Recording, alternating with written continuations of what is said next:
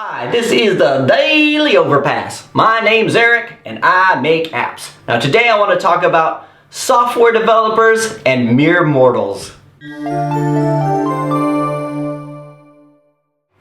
Okay, so today I want to talk about, sorry, what was that? Oh, what, this shirt? What, this old thing? This old shirt? Come on, right?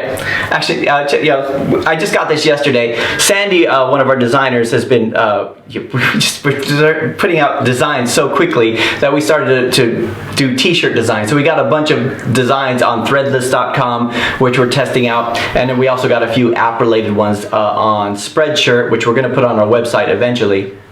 And this is the newest one, and so far we've sold one of them, and I'm wearing it. So anyway, I think it's really cool. Anyway, today I want to talk about software development, or software developers in general.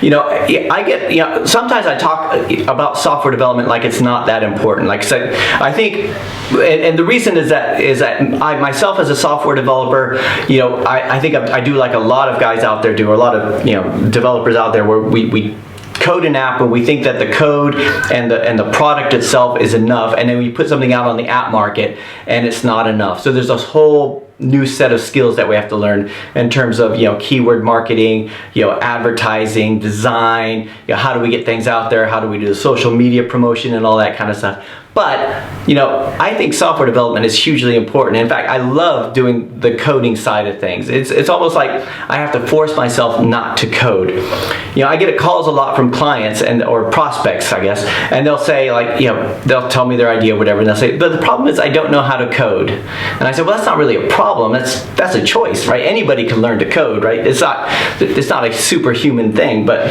you know, I do joke a lot. Sometimes I'll say it here, like I talk about software developers, and there are two types of people. There's software developers and there's mere mortals, right? So, you know, when I was working in when I work contracts and stuff, you know, talking to my developer friends, we would, you know, when I refer to somebody who doesn't know what the code is, they'll say, well, you know, they're just a mere mortal, so they don't, you know, like if you talk about something that's technically too advanced for somebody, they'll say, well, so-and-so is having trouble doing this, so we'll just tell them to FTP onto the server and all this. I said, well, they're mere mortal. They don't know how that part works, and it's, you know, which is really condescending and very snobby, but, you know, but I'm guilty. You did say that sometimes, right?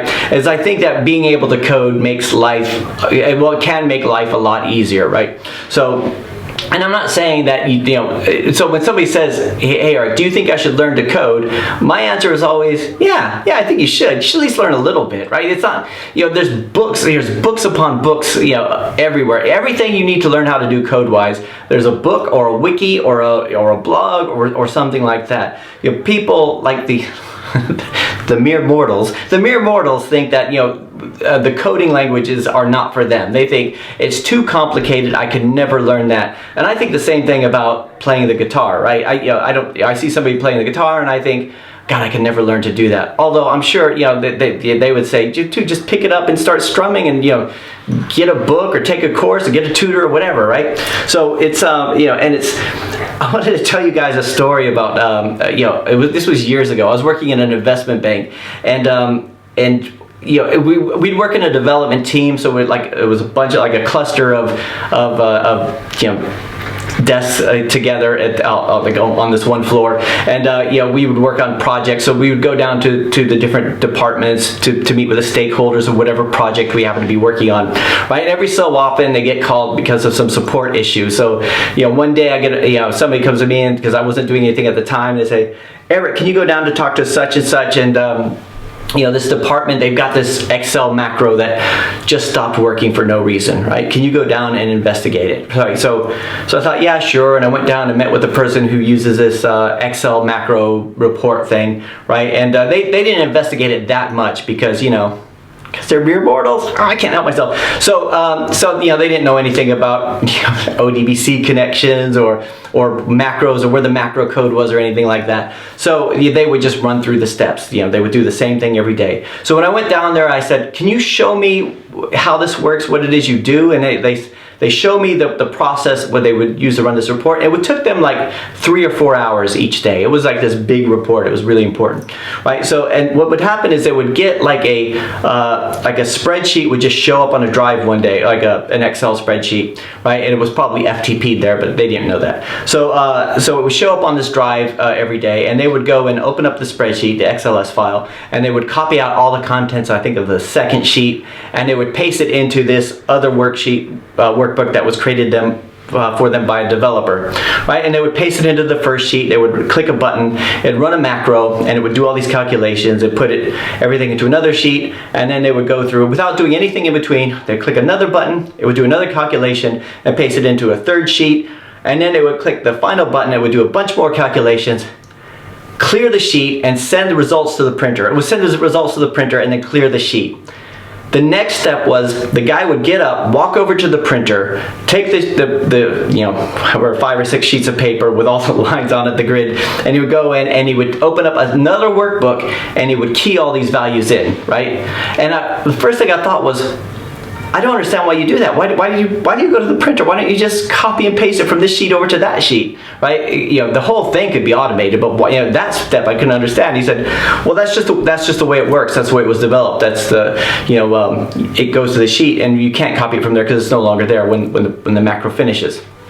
And I looked at the code, and sure enough, that's what it was doing, right? It was doing the calculation, and it was sending it to the printer, and then it was clearing the sheet, right? And I couldn't figure out why it would do that. The only 2 reasons I could think of is, one, it was some sort of practical joke, like the guy thought, you know, these guys are such jerks, I'm just gonna do this, whatever, the developer. Or number 2, they told them exactly what they wanted, and he said, all right, if that's what you want, he gave it to them, right? So it was really strange, this whole process.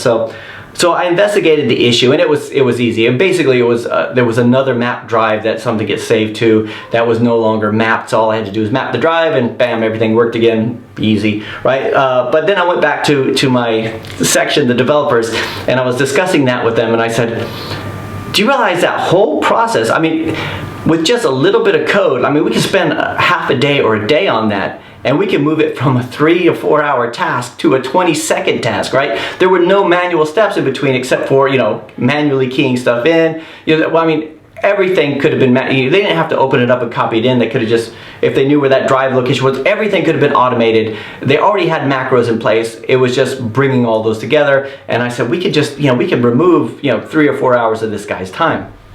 And one of the developers said to me, he said, Eric, I don't think you should, I said I should probably tell the senior manager or whatever of that department, because this would be a huge time saving, right? And as a developer, that's the coolest thing. If you could find a way to trim time or make a process more efficient, then you're just like a superstar, right? So a friend of mine said, don't do that. This is this guy's job, right? And it was, I mean, it seems silly now because everything gets automated and everybody's losing their jobs because of some sort of automation. But back then it was like, he told me that and I was like, God, I actually felt kind of bad because I was pretty young too at the time. And he said, yeah, this is this guy's job. And I said, well, surely they'll get him to do something else. I said, I don't think they would. I mean, there's redundancies everywhere. Don't do this to this guy. So as much as I'm ashamed of it, I did not do anything about that. But I see instances like this all the time where you see processes or things that are done that could be automated. Like we automate things all the time. You know, if we do something too many times a day, then we think, how could we, you know, what APIs could we link into? You know, what kind of stuff can we do? You know, how could we use all the tools at our disposal? You know, we have so much more tools than we did back then. You know, because we have, you know, internet API. We have a lot more internet APIs than we used to have. We have, you know, Google Docs, Google Sheets, Google Script, all this kind of stuff. And just learning how to do a little bit of code, it can make your life a lot easier. I mean, I see a lot of people with their jobs are like, I copy something from this screen and I paste it over this screen. Right? From this field into that field, to this field into that field, this field into that field. I see this kind of stuff all the time, and it's remarkable that that kind of stuff happens, where if they knew how to write like a little bit of JavaScript, maybe a little bit of shell script, they could automate a lot of that kind of stuff. So anyway, I think coding is really cool, but I think it's like, you know, and if you're hiring developers like to do your app, I think if you wanted to code to do your app, I think that's fine, but it's going to take a long time. But you know, if you do learn a little bit of code, then it will help you in the future. Anyway, long story, long story, just to say, hey, I love being a software developer. You know, I think it's exciting. I love the new stuff that comes out, right? If ever it seems like I'm putting down software developer, that's not the case. I love coding. I love just getting stuck in there sometimes. And the danger is that sometimes I could get stuck in some code for days and then completely ignore everything else business-wise. So I try to limit myself. Sometimes I'm tempted to just slam my fingers into a drawer, so I can't code anymore, and it's forced me to delegate things. So anyway, that's it for today. This one goes out to all you software developers out there. That's it for today. I will talk to you guys next week.